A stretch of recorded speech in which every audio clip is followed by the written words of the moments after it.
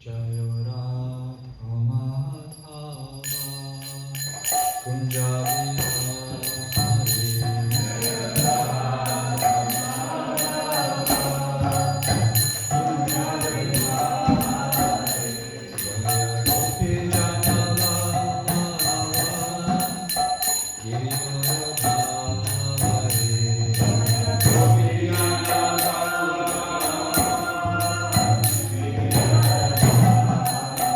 Yashodhanandana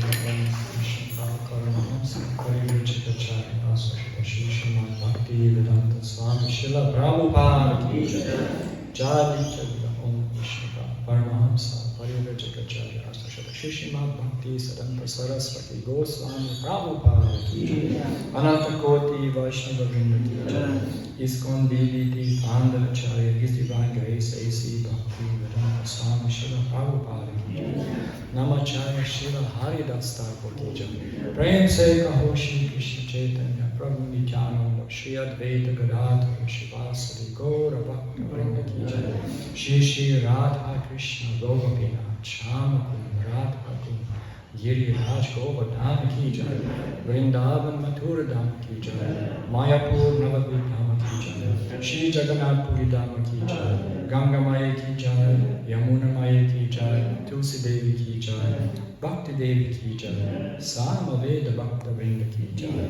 Transcendental Book Distribution Ki Jai Transcendental Prasadam Distribution Ki Jai Shri Harinama Sankirtan Yajna Ki Jai Cow Protection Ki Jai New Govardhana Farm Community Ki Jai all glories to the assembled devotees, all glories to the assembled devotees, all glories to Shri Guru and Shri Gauranga, all glories to Srila Prabhupada.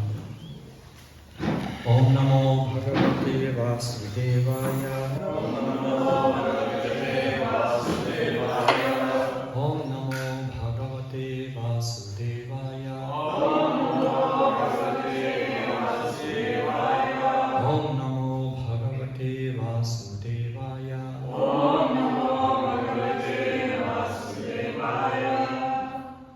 Reading from Srimad Bhagavatam, Canto 3, Chapter 5, Text 41. Marganti yatte mukha padmasnidais. Chanda supana rishayo vivikte. Yasakama shuddha sarivarayaha. Padam padam tirtha pada prapannaha. Marganti yatte mukha padmasnidais. Chandaha supana rishayo vivikte. Yasakama shuddha sarivarayaha. Padam padam tirtha padaha prapannaha. Marganti yette mukha padmasnidais. Chandaha supane rishayo vivikte. Yasakama shuddha sarivarayaha. Padam padam tirtha padaha prapannaha. Marganti, searching after, yat, as, te, your, mukha padma, lotus-like face, nidhai, by those who have taken shelter of such a lotus flower. Chandaha, Vedic hymns, Suparnai, by the wings, Rishaya, the sages, Vivikte, in clear mind, Yasya, whose, Akamasha Uda, that which offers freedom from all reactions to sin, Sarit, rivers, Varayaha, in the best, Padam Padam, in every step, Tirtha Padaha, on whose lotus feet are as good as a place of pilgrimage, Prapannaha, taking shelter, Translation and purport by Srila Prabhupada. The lotus feet of the Lord are by themselves the shelter of all places of pilgrimage. The great clear-minded sages, carried by the wings of the Vedas, always search after the nest of your lotus-like face.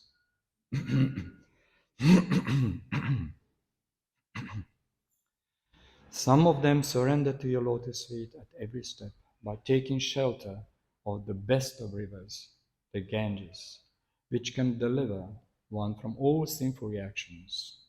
Please repeat. The lotus feet of the Lord are by themselves the shelter of all places of pilgrimage. The great clear-minded sages,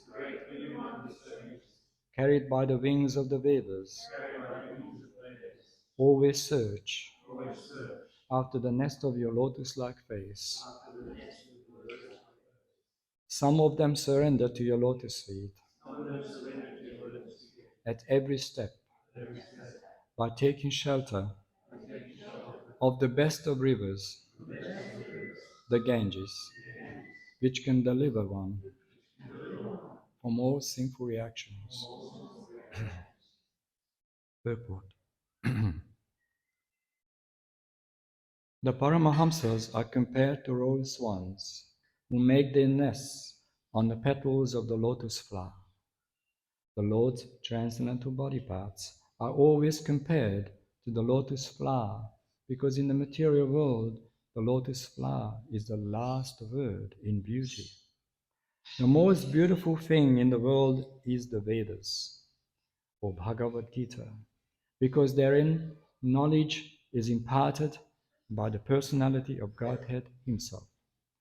The Paramahamsa makes his nest in the lotus-like face of the Lord and always seeks shelter at his lotus feet, which are reached by the wings of Vedic wisdom. Since the Lord is the original source of all emanations, intelligent persons, enlightened by Vedic knowledge, seek the shelter of the Lord, just as birds who leave the nest again search out the nest to take complete rest.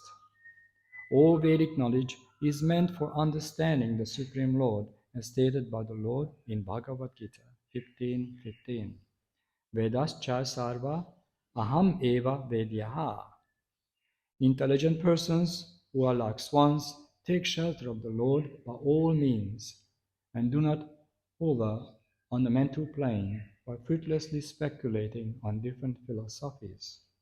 The Lord is so kind that he has spread the river Ganges throughout the universe, so that by taking bath in that holy river, everyone can release from the reactions of sins, which occur at every step. There are many rivers in the world which are able to evoke one's sense of God consciousness simply by one's bathing in them. The river Ganges is chief amongst them. In India, there are 5 sacred rivers, but the Ganges is the most sacred. The river Ganges and Bhagavad Gita are the chief sources of transcendental happiness for mankind, and intelligent persons can take shelter of them to go back home, back to Godhead. Even Sripad Sankaracharya recommends that a little knowledge in Bhagavad Gita and by drinking of a little quantity of Ganges water can save one from the punishment of Yamaraj. I read the verse again. The lotus feet of the Lord are by themselves the shelter of all places of pilgrimage. The great clear-minded sages, carried by the wings of the Vedas, always search after the nest of your lotus-like face. Some of them surrender to your lotus feet at every step by taking shelter of the best of rivers, the Ganges, which can deliver one from all sinful reactions.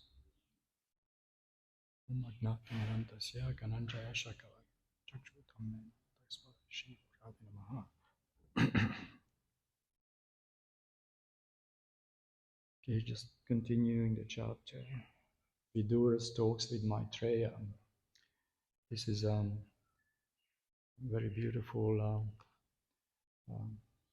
purport glorifying the blessings of Vedic scriptures, are very metaphoric.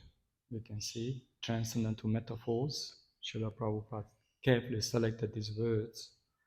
If you actually analyze this sloka in a purport, the great clear-minded sages, carried by the wings of the Vedas, always search after the nest of your lotus-like face.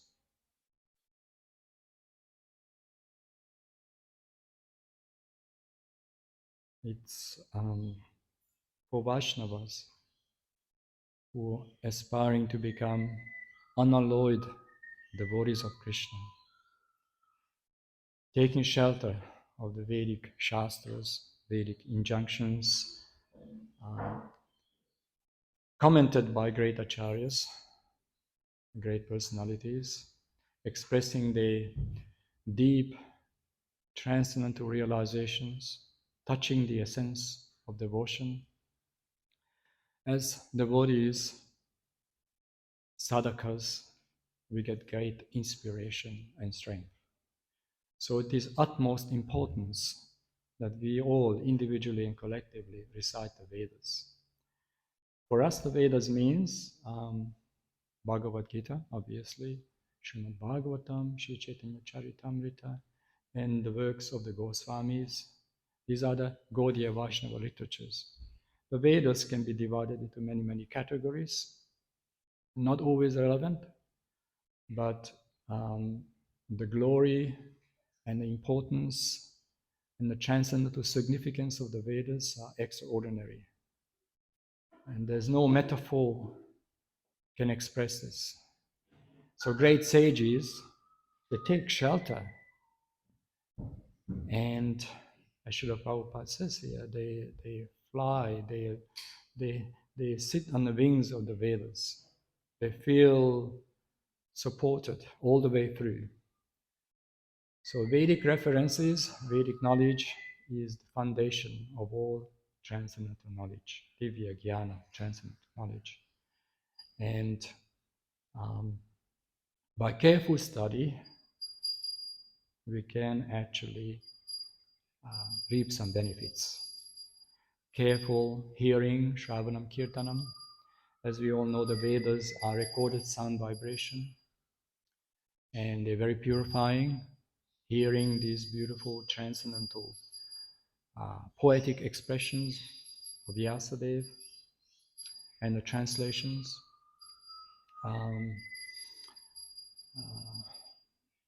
If one goes to Udupi, Madhvacharya's holy place, Udupi Krishna, the Brahmins, they constantly recite the Vedic hymns, constantly purifying the atmosphere, which is a very old tradition of Udupi.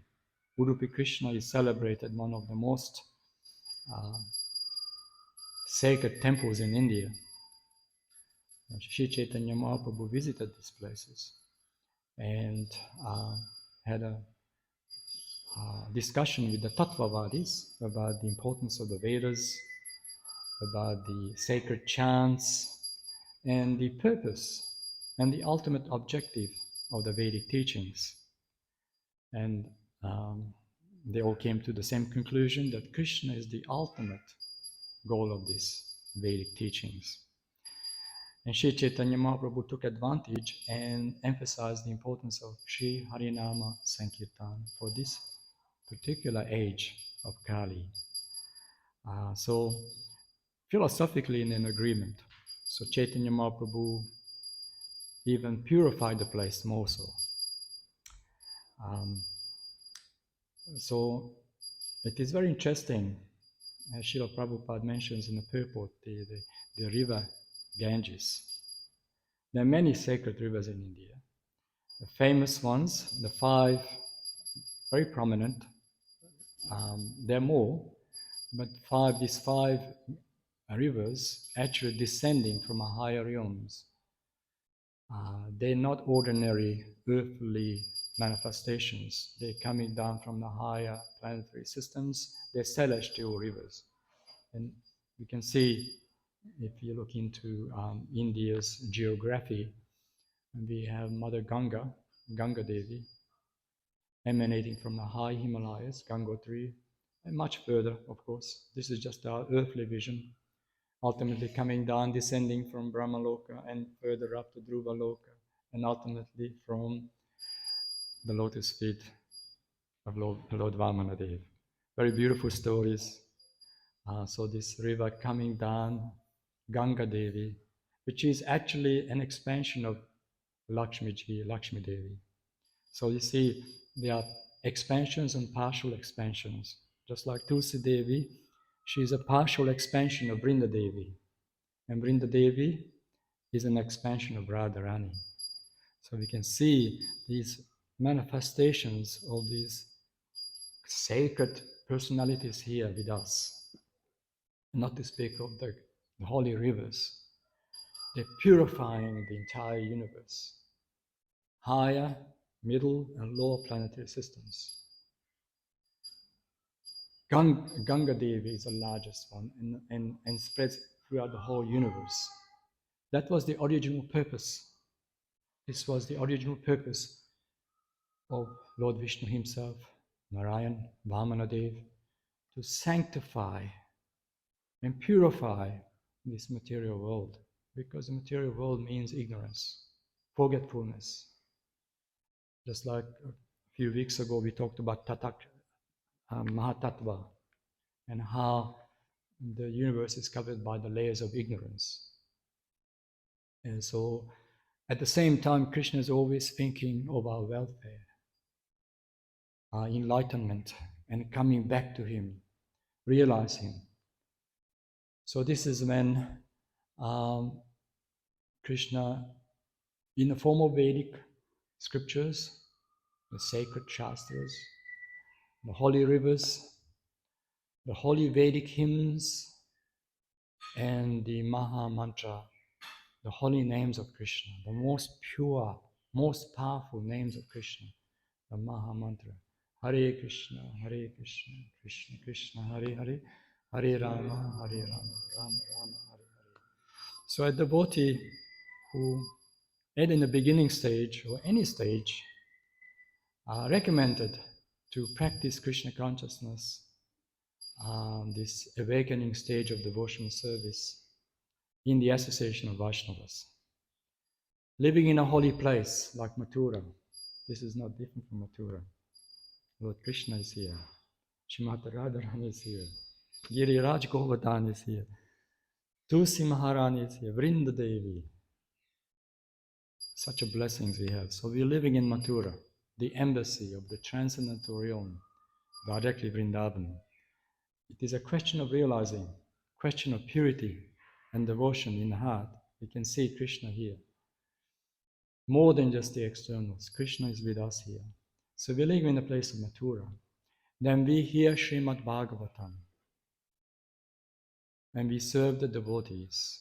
And we worship the Lord, Archana Vigraha. So these 5 elements are very important for Vaishnavas to get the utmost support. So Lord Vamanadev, by his mercy, Mother Ganga descends. And of course, Lord Shiva holds it up for us, slows it down, comes down to Dhruvaloka. Dhruvaloka is actually on the lotus feet of Lord Krishna. It's not a material planet, but it's the center of the universe. It's the transcendental plane. Dhruva Maharaj is still present there. Prahlad Maharaj has his planet also. And the great personalities, they are still present with us in many forms and shape. So the holy rivers coming down, and the Ganga Devi, Yamuna Devi, Godavari, Saraswati, Kaveri, and Krishna, not Krishna, Krishna, which is another name for Draupadi, and also means goddess. So these rivers coming in different places in India, different source, Krishna is actually coming from central part of India towards the Bengal Bay. And Ganga Devi, in our ordinary vision, comes from Gangotri. Of course, comes from a higher realm. So, Bharatvash, this planet we call Bhumi Devi, Mother Earth, is part of one of the 9 islands of Bharatvash. Bharatvash is much larger than Bhumi, what we experiencing here. And the current India we can see is right on Bharatvash, close to the Himalayas. The Himalayas, as we all know, are foothills of Mount Meru. So Mother Ganga Devi, by her mercy, she comes down and purifies not only India but the whole world, because the Ganga Devi flows into the oceans also. So the mercy is there. It's difficult to see at this stage, at this point in time, because in Kali Yuga is so difficult times, and all these sacred rivers are getting contaminated, although they're not contaminated, but externally they appear to be contaminated. No one can contaminate Ganga Devi. So these holy rivers are purifying us. On the other hand, Rupa Goswami and other great personalities in our Sampradaya, great Gaudiya Vaishnava teachers, Goswamis, they also emphasizing that it is not enough to go to the holy places just to take bath. We have to hear from the Mahatmas, the great personalities, great teachers. If not, we are not better than a cow. So, Srila Prabhupada often quotes this verse. When we go to Vrindavan, Mayapur, of course we take bath in the holy rivers. We get the blessings of Yamuna Devi and Ganga Devi. But we need to do more. We need to hear from sadhus, bona fide sadhus, hear from the Shastras. And this is when the Vedas come alive. The Vedas come alive in our heart, in our consciousness, by hearing from sadhus, from realized devotees who have actual devotion. If you see someone who has the devotion, hear from. Doesn't matter where they are. Just take shelter of that association. Either is a sadhu, either is an acharya. Krishna is revealing himself and is helping us in so many ways. So Srimad Bhagavatam is one of the most important literature for the Vaishnavas. It is as brilliant as the sun. And intelligent persons who are sincere seekers, they find shelter in these literatures. They become like a nest, how Srila Prabhupada says these beautiful metaphoric expressions, that we all looking for safety and security and shelter. And this is it. We take shelter of the Shastras, the Vedic scriptures. And the Vedic scriptures constantly glorified. And if you see a Krishna book, in Srila Prabhupada has a beautiful chapter also. The personification of the Vedas glorifying Krishna's pastimes. And this is also very interesting how beautiful it is. It's not just metaphoric, but everything is personal in spiritual life. Even the Vedas have a personality. Ultimately come down to Krishna himself, the source of all knowledge. Is not only the Chaitya Guru in our heart, but the Parama Guru, the ultimate, the original Guru. So knowledge comes from him, descending to us, just like the river Ganges, descending to us, to our earthly plane, into our 3 dimension, into our vision, earthly vision. We can touch the water, we can take bath. Similarly, transcendental knowledge is descending through the sacred, divine Sri Parampara. So intelligent persons who are actually sincere, I have to say this twice, intelligence and sincerity.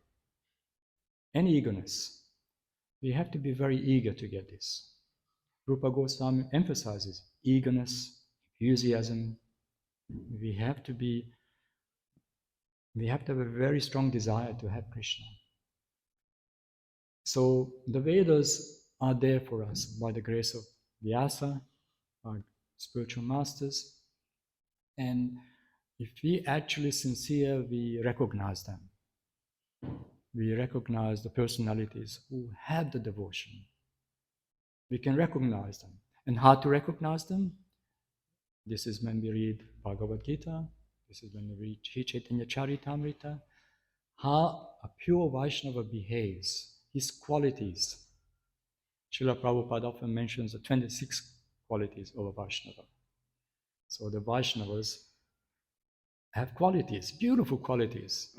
And these qualities come from studying Vedic knowledge, Vedic scriptures, sacred texts, and the blessings of their gurus, and the sincere devotional service. These qualities naturally, without any separate effort, all these beautiful qualities manifest. If one performs honest, sincere devotional service, these qualities of the devas, the demigods, naturally manifest without making a separate effort. So we are very fortunate because we have this purifying process. Because even the Brahminical platform is not the ultimate platform. It's just a level of moral goodness. Krishna consciousness and the Vedic scriptures create a platform for us to actually come to that Suddha Bhakta, Suddha Bhakti, pure devotion, sincerity from the heart, core of our heart, giving ourselves to Krishna without any mental platform, like Srila Prabhupada says here.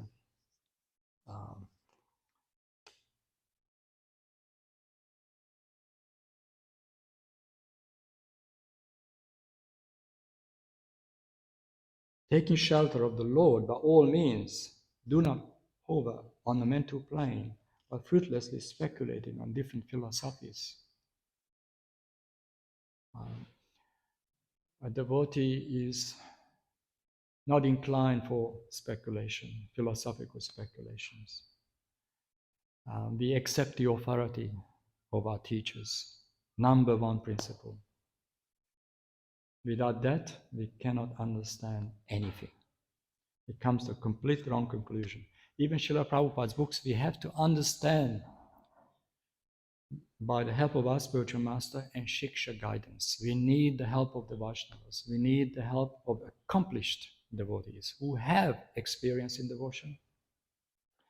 And obviously, they're not just speaking on the intellectual plane or the scriptural plane, but from their own personal realizations also, which greatly benefits us.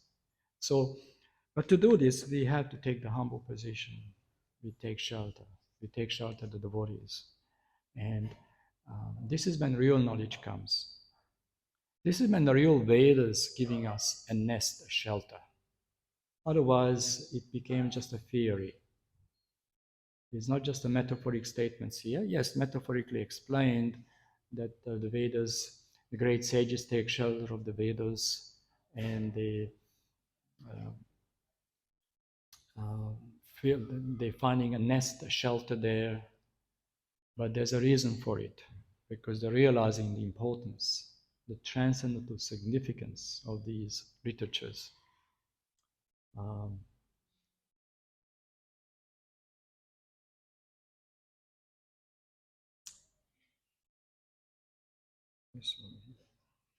Even Sripad Sankaracharya recommends that a little knowledge in Bhagavad Gita, the drinking of a little quantity of Ganges water, can save one from the punishment of Yamaraj. Of course, even if one is not fully convinced, but just come in contact with the holy rivers, Ganga Devi, Yamuna Devi, and not to speak of the transcendental touch of Bhagavad Gita. Srila Prabhupada actually mentions in the purport, the introduction to the Bhagavad Gita. The Bhagavad Gita is even, studying Bhagavad Gita is even more important than taking bath in the Ganges. Because when we can cleanse our consciousness on a daily basis, we can recite these beautiful prayers. It's like taking bath in these rivers. And it is very powerful. It is not just a metaphoric statement. It is as powerful. It is even more powerful because giving us knowledge. And we can act on it consciously, purposefully, decisively, and ourselves become also purified. We also feel these emotions of loving Krishna, serving Krishna, glorifying the holy names,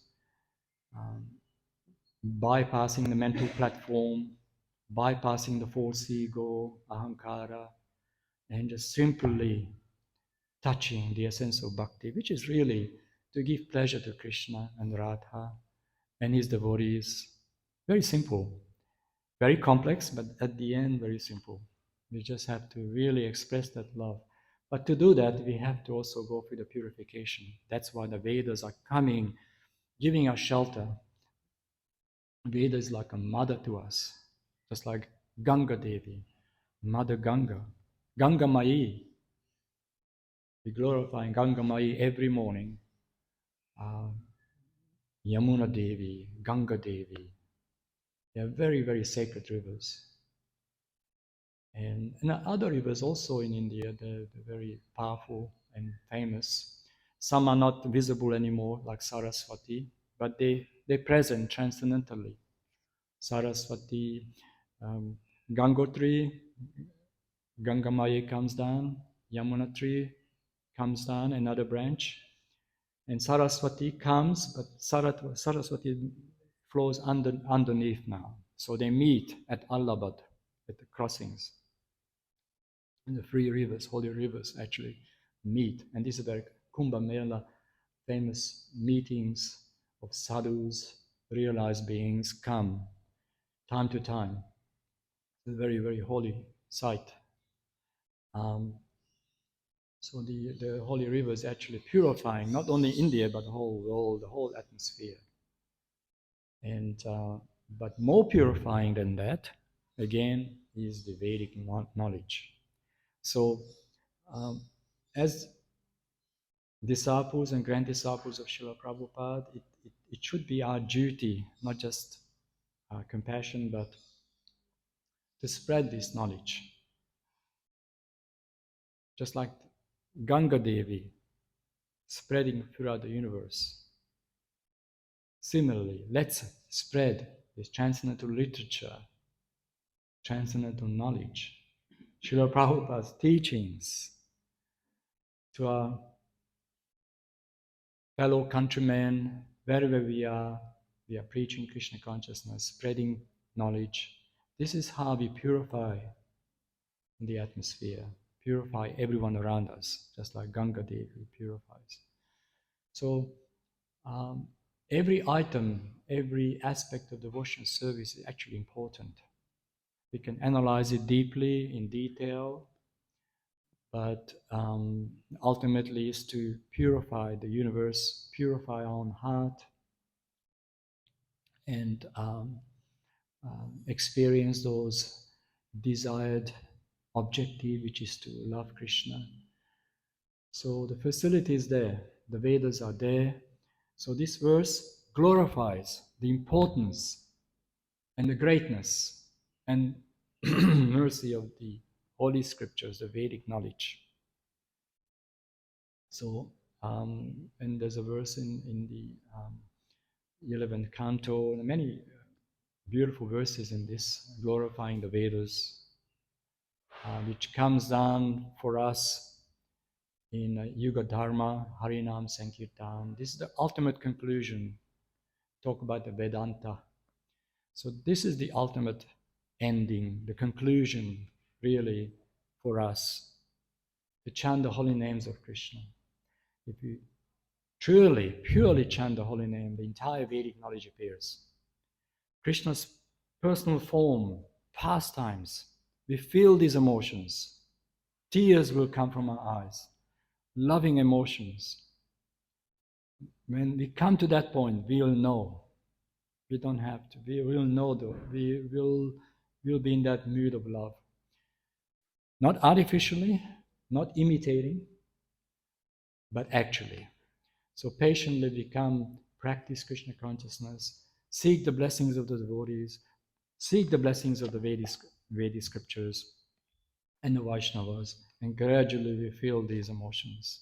And that's what we're aiming to, become lovers of Krishna. Never forget him, always remember him, and our life is successful. This is the purpose of this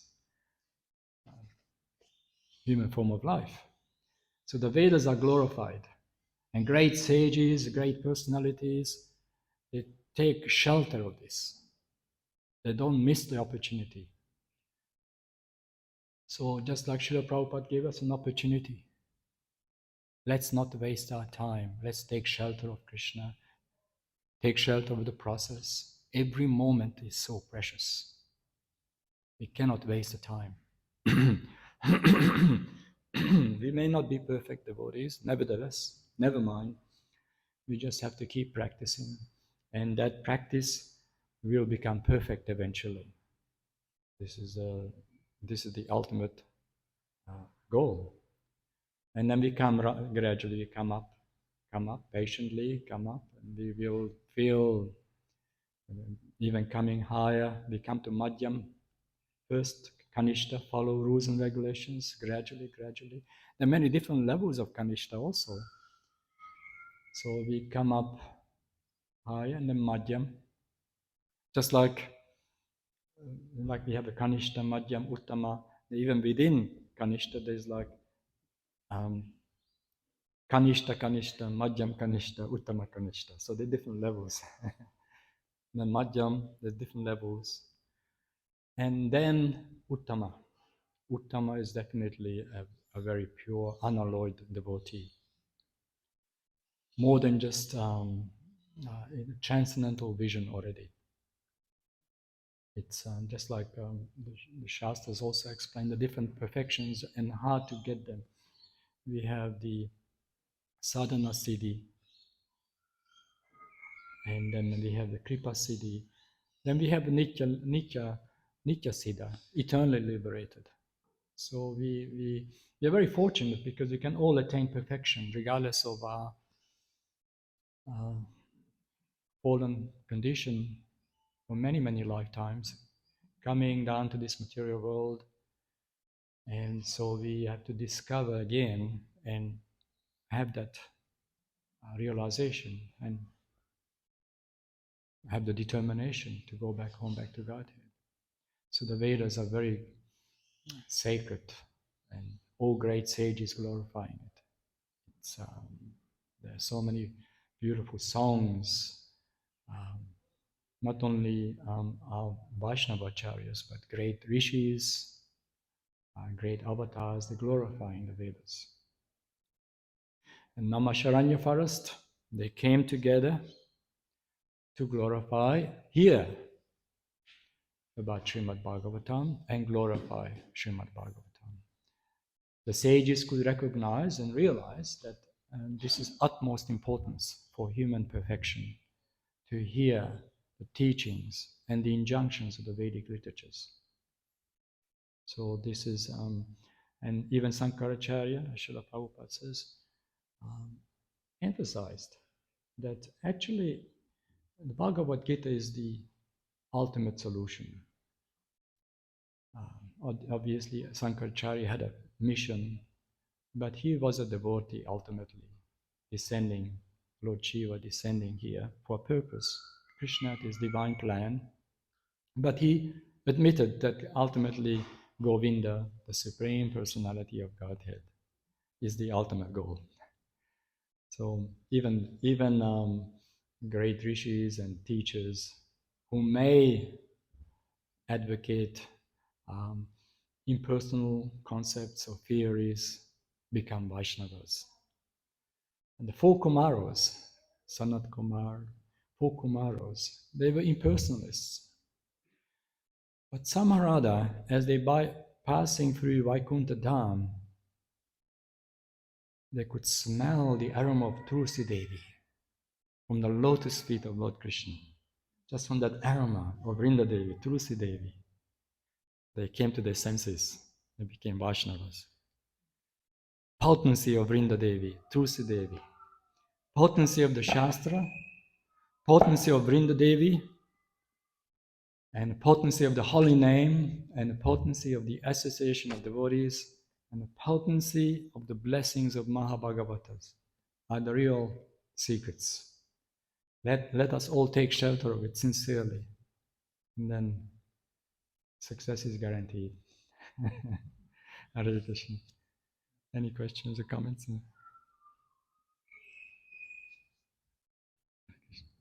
Hare Krishna. In the verse, it mentions not offering on the mental platform. Yes. And I was thinking, I heard this interview with Srila Prabhupada where some guest asked Prabhupada, so what do you think of Lord Buddha? And Prabhupada says, don't think, do it. Whatever you're going to do it. Don't just hover on that, thinking about it. Yes. See, very good. Thank you, Prabhu. This also makes it very clear to us why we need to approach a spiritual master. Because these hovering on the mental plane is basically doubts, because they're not convinced, they don't have the realizations. So they obviously conditioned by the three modes of material nature also. They cannot see things clearly. They don't see through the eyes of the Shastras, they don't see through the eyes of the Vedic teachers. So the philosophers, they they may be in a mode of goodness, but they have a level of understanding or perception of reality.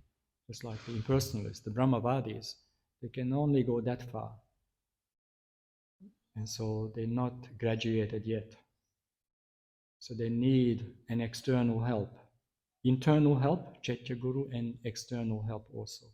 They need that help from the spiritual master. Because otherwise they remain on the mental platform in a doubtful state. And they cannot progress. There's no question of progress. So like I said, all these items are necessary because these components of devotional service are very essential for all of us. We cannot just leave one out. We have to take shelter of this process. Srimad Bhagavatam ki jai, Srila Vyasadeva ki jai, Srila Prabhupada